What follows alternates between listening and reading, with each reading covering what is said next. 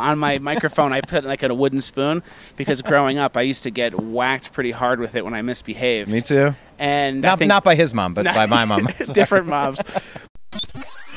Your guide to the truth. TheNewAmericanMedia.com. Hello everybody, Brian Engelman here. We're at the screening of the new Mike Cernovich movie, which we might talk about a little bit. I'm here with Austen Fletcher of Fleccas Talks. Austin, how are you, sir? Good, Brian. Thanks for having me on. Hey, thanks for swinging by. I know we crossed paths. We introduced each other briefly with Anomaly, kind of, mutual friends over at Politicon. Didn't have a chance to talk, so I was like, yeah, okay, this is a good opportunity to say hello. And first off, what brought you here today? I'm a good friend of Mike's, and I actually have seen Blood Money, the documentary. Oh, you saw it already? Yeah, I saw an early screening. It was really good. I've been a good fan and friend of his for a few years now. Big fan of Hoaxed as well, and if you saw that. I interviewed him and Molyneux about it at Politicon, but I haven't had a chance to see it yet. Yeah, it's fantastic. So just, I want to come out and support some other content creators. Obviously, there's a little bit of a drought in the right when it comes to content a lot of times, especially in Hollywood out here. So whenever there's an event like this, it's a no-brainer. Okay, so as content creators, it's interesting because, deboosting, demonetize, shadow banned, all the stuff that it's clear that it's happening, and a lot of it's, kind of covered in Hoaxed and things like that are kind of peeling the layers back. What's your take on the social media landscape? I mean, I thought the interview with Jack Dorsey and Vijaya and Tim Pool was just astonishing. And as a content creator yourself, what do you see as the landscape as far as where we are today, what you've seen to get here, and where do you think we're headed with that? Because you've been putting videos out for how long now? Over 2 years now, okay. About 2.5 years. And it has been tricky. There's been demonetization, there's been some shadow banning for sure. But I think the good news is that the more awareness we bring to it, the less it's going to happen. We're seeing lawsuits now, even if it's Washington Post, Devin Nunes is bringing a lawsuit against Twitter. Right. PragerU is suing YouTube and Google. So, Gavin's suing the SPLC. It seems like there's been I think Crowder's in on it now. and, exactly. It's almost like anybody who's anybody has suffered the wrath of, hey, you want to make a living here? Yeah, so it makes it an interesting conversation. Is this a public utility or a private are you a publisher? Are you not, what is your take on are they publishers, or is it a public forum where we're all allowed to participate regardless how vile the things we say are? Yeah, I think it should be free for everybody. It should be a public situation. I think right now, because of what's been going on and because of the fact that there are maybe a few bad actors within each company, we have we saw the Project Veritas tapes where you have one guy, out for drinks who's like, yeah, we use the algorithm where the American flag, the gun emoji, the eagle, those all mean like you're going to get shadow banned and you're not going to be part of the, the actual online conversation. So I think the more we can expose these kind of things, the more even it will be. At the end of the day, these companies do care about their bottom line. They do care about money, and half the country, if you piss off half the country, not that a competitor would have a chance, but, there'll be some money to be lost there. So I think as long as we can, keep raising awareness about it, I play by the rules best I can. I haven't been thrown off of anything yet, luckily.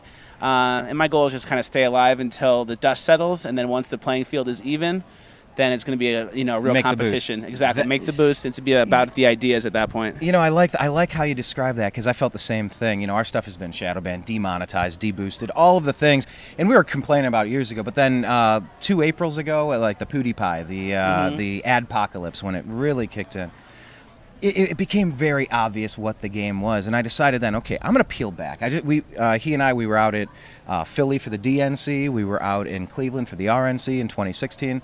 And after that, we were just wiped out, burned out. It was an intense election. And we peeled back a little bit, too, to just say, all right, the whack-a-mole game, or the tallest grass gets the blade, or whatever you want to call it. Peel back, wait for this dust to settle, wait for something to start making some sense here. And while I haven't been, kicked off and all that stuff, okay, then I'll make my move as soon as we know what the rules are, because they just keep changing. Exactly.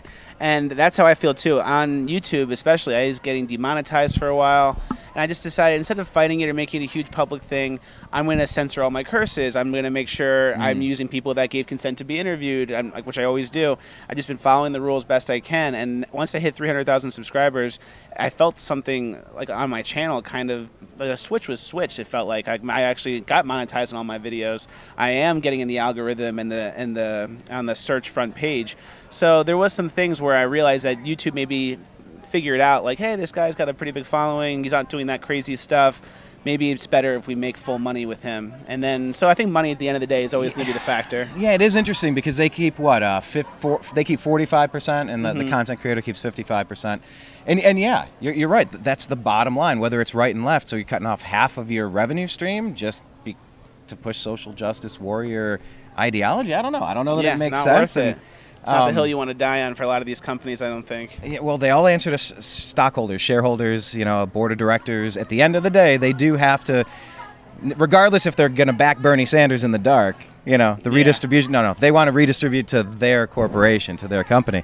Okay, well, Austen, you've seen this movie. I want to bring it back to this, and then we'll probably let you go because we're having fun. We're here to have fun, but I appreciate you taking a few minutes. When you watched the movie, the new Cernovich movie, what stood out to you the most? What are the viewers going to be in store for? Because this is a sneak preview before I've even seen it, before Blake has seen it. Wave hi, Blake. Thank you. Hi. What surprised me was to how involved Qatar is in a lot of aspects, especially in Washington with their pretty much big money. Before we go further, do we have to call them Qatar or Qatar? I don't know. I think they're rebranding. I think everyone used to say Qatar. I thought now they're rebranding as Qatar. Yeah, I'm a little confused on that. I'll have to check Snopes. They know what's true. Yeah, right? It's a little edgier to call it Qatar. But yeah, super interesting, and it's something I wasn't aware of at all. And when you watch the film, you understand why. You understand why these there's focus on other things. Other people are put in the forefront, and the things Qatar are doing is actually completely out of hand, and no one's even aware of it. And it's right in front of our eyes, and the mainstream media across the entire board. It's just right in front of us, and no one's really talked about it. So that's why I was happy to come out and support Mike. I love Mike, and he's always the one who's kind of bringing attention to certain issues that haven't been touched on enough. Okay, then we'll wrap on this. So if Mike's bringing attention to this, and you've been linked up with him for a couple of years and supporting his content creation, who are some of the others that you would recommend to people? Because all of this, it's the 6 degrees of separation, or Kevin Bacon, whatever. And we're all trying to find more outlets and more people to follow: Instagram, Twitter, Facebook, YouTube, whatever the case. Who are some other people you recommend besides Cernovich? Oh, definitely. Pretty much anyone making content online that's a conservative. It's like the hardest thing to do right now. I'm sure you guys know too. Like once you label yourself as a right-leaning person, you pretty much you're under the attack in some way or another. Yep. So basically, anyone who has the courage to come out and establish a channel, whether it's you guys, whether it's Anomaly, whether it's Gavin McInnes, there's a ton of people that if you're making online content for the right, there's a lot of value there, and it's definitely underappreciated. So I would say you guys, Anomaly, Gavin McInnes I love. I watch Ben Shapiro and Michael Knowles every day. But pretty much everyone. Alex Jones, InfoWars, all those guys. I don't really see any issues with association at a certain point because the right is a pretty diverse community, pretty diverse culture, and we need to involve as many people as we can. And I like that you brought it back to that finer point. It's okay if we disagree with somebody. We can hear them say 10 things and disagree with 3 things, like major things. Sometimes those people make sense on those first 7, and you're at least working out, and it's almost like doing a mathematical equation, and you're working on it together, kind of the brain's in the room, and on some things you're in agreement. And in that respect, you don't need to be a carbon copy clone to say, yeah, check out that, or yeah, that's good, or no, I'm not going to bash that. They get a few things wrong. Who doesn't? Exactly. Like this call for perfection and the witch hunts and the just the witch hunts. Really, I keep saying final question, but I'm enjoying this. Final question for real. The Russian collusion delusion. I just give us your thoughts on what's your takeaway, and where do you see it? Do you see this continuing now that Trump may turn his eyes on where this started? I do see it continuing. I think they're going to push for the actual investigation, the materials from the investigation itself. I think they're going to push for that, and they're going to try and find something within it that could be ties to Russia or whatever they had as evidence, and they're going to try to push for impeachment right after, I think, because there probably is some stuff that is enough grounds for maybe impeachment that wasn't enough grounds for collusion. It's not going to go away, but I do think once we start investigating the investigators, there's going to be some justice for the first time. I think Trump realizes, and I think America wants, we want to get our trust back into our institutions. DOJ, FBI right now is at an all-time low when it comes to trust. So if we can see some people, perp walked out, I think that'll solve a lot of problems and bring people together. I did a video about it at USC where I was asking kids about the Russia collusion delusion, and I just went right up the middle with it. It wasn't a super pro-Trump thing. It wasn't an anti-Trump thing. I just said, are you happy that the president of your country didn't collude with the Russians to overthrow our political process? And no matter what your political views are, if you like America, the answer should be yes. Exactly. Like, if you like America, you should say yes. So the only people that didn't say yes were the radical progressives, which is kind of expected. And that's kind of been where I've been taking my content recently. I've just been focusing on the radical progressives and polarizing on them.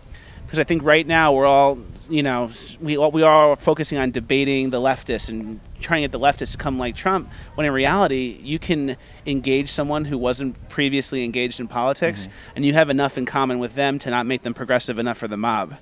So you can meet someone who doesn't follow politics and say, hey, should you ever abort a baby that's born already? No. Do you want to pay more taxes? No. Is ISIS bad? Yes. And it's like, once you admit those things, now these people are thrown out of the mob, and the new right wing, which isn't even necessarily right of the spectrum anymore, grows in size. So what you're telling me, Austen, is you're like a little Johnny Appleseed red-pilling people at colleges. Just dropping the seeds. Dropping the red pills. Because these kids don't know how high the political stakes are either. So it's like, oh yeah, Trump made 5 million new jobs. Is that good? And they're like, yeah, that's great.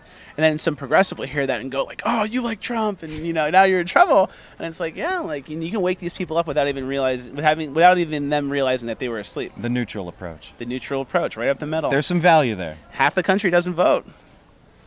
So that's a good demographic to aim at. Exactly. Potential. That's a potential demographic. And that red pill for common sense insanity. You don't have to agree with Republicans to say the loony left is pretty out of control on almost everything they say. 80% of it?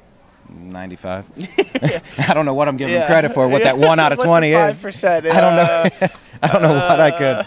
Maybe a pseudo-compassionate bone in my body goes, well, maybe somebody's actually meaning well, and they're just not smart enough to know that their ideas are awful. Yeah, that the party completely got away from them over the last few years. But that's what I've been going for, the middle approach. My last few videos, I've been doing Trump's Not That Bad. Okay. So I go to the college campuses, I talk to college kids, I bring up some things he's done that's undeniably good, and I say, all I want you to say is that he's not that bad, if you agree. I don't want to tell me he's the best or the worst, just that he's not that bad. And the only ones who can't admit it are the radical leftists. So I'm just polarizing on them all day. Awesome. Well, tell people where they can check out more of your videos. Fleccas is my YouTube channel, so Fleccas Talks, Fleccas on YouTube, at Fleccas on Instagram and Twitter. Awesome. Fleccas, Brian, good talking to you. I appreciate your time. To be continued, follow him. He does some great stuff. Oh, and if you might have seen his stuff. Okay. Damn it! Last question. Yeah, I know. I'm the worst. What's with the spoon? What's with the spoon? All right. So I do have I have an Italian mom. So on my microphone, I put like a wooden spoon because growing up, I used to get whacked pretty hard with it when I misbehaved. Me too. And not by his mom, but by my mom. Different moms. But that's what I think is going on in the streets. I think a lot of these protesters are having big tantrums, and no one's ever told them no. And they don't really have much structure and like a strict upbringing, so I'm kind of bringing the wooden spoon non-violently down on them. Okay, I had no idea that was the rational. Yeah, the crack the knuckles, like. It also makes me look stupid. People think like, who's this spoon guy? Yeah, I'll talk to you, and they like talk to me like this, and they open up to me. You disarm them with comedy. Yeah. That's why I think people like Joe Rogan and the comedians like the George Carlins to speak truth to power. Like, just have a little fun with it. Disarm people. No, I'm not intimidated. I'm just like, I'm just here. Yeah. Just hanging out. I don't know. I'm using my phone. Like, come on. Jeez, Tell me everything you're thinking. Tell me everything. I'll put it on the internet. Your deepest, darkest secrets. Yeah. That's awesome. All right, check out his stuff. Fleccas Talks. I appreciate your time. Thanks, Brian. To be continued. Your guide to the truth. TheNewAmericanMedia.com.